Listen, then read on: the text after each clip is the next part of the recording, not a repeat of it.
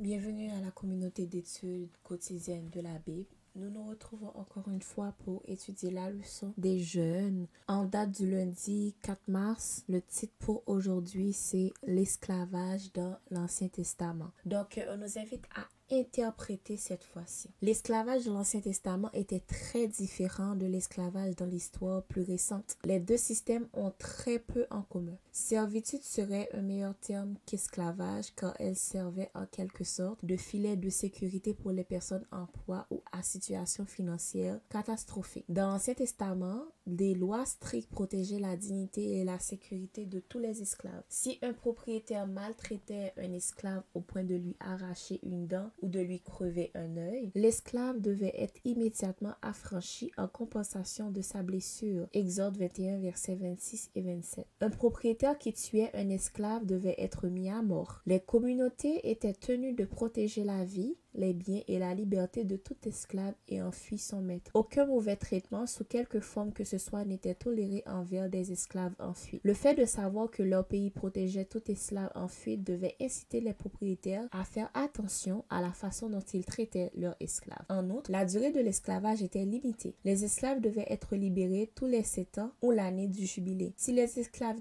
n'étaient pas libérés à la date prévue, Dieu prononçait des malédictions à l'endroit de leur maître dans le cadre de l'alliance. Certains esclaves choisissaient de le demeurer pour toujours. Ils devaient alors se présenter devant un juge pour s'assurer qu'ils n'étaient pas forcés. Ensuite, on proclamait la décision publiquement en faisant percer l'oreille de l'esclave avec un poinçon. Il peut sembler un peu primitif à un public moderne de percer l'oreille d'un esclave pour symboliser publiquement sa servitude, mais à l'époque, c'était le meilleur moyen dont il disposait pour s'assurer que la communauté pouvait facilement voir que la décision avait été ratifiée par un juge et que le maître de la maison ne profitait pas de l'individu. Un lecteur moderne, en fait, peut aussi se demander pourquoi quelqu'un considérait d'être un esclave permanent.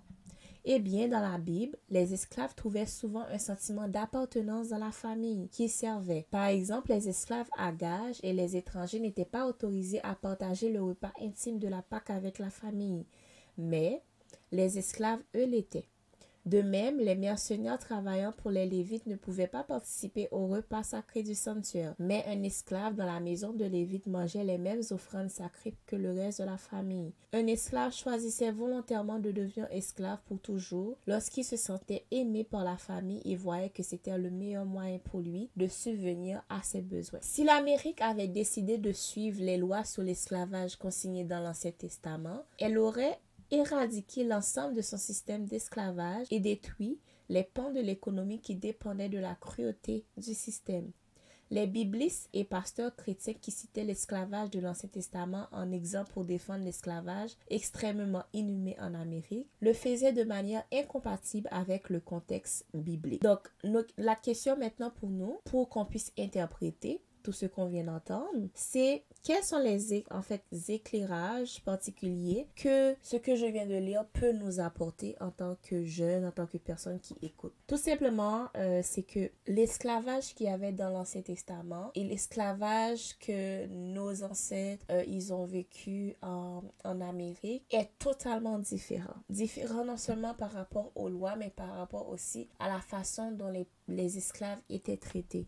On voit ici que certains esclaves choisissaient dans l'Ancien Testament de rester esclaves toute leur vie parce qu'ils aimaient le traitement qu'ils recevaient de leur maître. Et on voit en Amérique, en fait, aux Antilles, dans l'Amérique tout entière, pendant la période d'esclavage, ce qui se passait, c'est qu'on avait souvent des révoltes parce que les esclaves, en fait, ils voulaient se libérer. Ils n'appréciaient pas le traitement reçu de leur maître. Moi, la partie que je trouve difficile, c'est le fait que, à cause que ces maîtres-là en Amérique ont utilisé la Bible pour favoriser l'esclavage, pour dominer, en fait, ces esclaves-là, ça a donné une mauvaise impression de ce qui se passait dans l'Ancien Testament de la Bible et ça a fait en sorte qu'il y a beaucoup de personnes qui rejettent la faute sur la parole de Dieu en disant que c'est à cause de ça en fait que les maîtres ont pu asservir en fait toutes ces personnes-là, les rendre esclaves. Et ce qui m'interpelle le plus par rapport à cette lecture, c'est qu'on peut voir que dans l'Ancien Testament,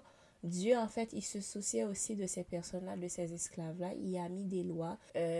Il donnait des malédictions aux maîtres qui traitaient mal leurs esclaves. Les maîtres qui, exemple, soit qui tuaient ou qui causaient vraiment beaucoup de peine à leurs esclaves. Ils étaient parfois mis à mort et tout. Donc, on voit que Dieu, en fait, il aimait quand même ces personnes-là. Il y avait comme un souci de leur bien-être et ces personnes-là étaient quand même libres de choisir selon leur volonté ce qu'ils voulaient devenir. Donc, c'était la partie du lundi 4 mars où on voyait l'esclavage dans l'Ancien Testament et on faisait un parallèle avec l'esclavage qu'il y a eu en Amérique. Donc, je vous souhaite déjà que Dieu continue de vous bénir et que Dieu vous permet en fait de comprendre ce qu'on vient de dire et de voir un peu d'éclairage dans vos vies. Que Dieu continue de vous bénir. Merci d'avoir participé avec nous à la communauté d'études quotidiennes de la Bible.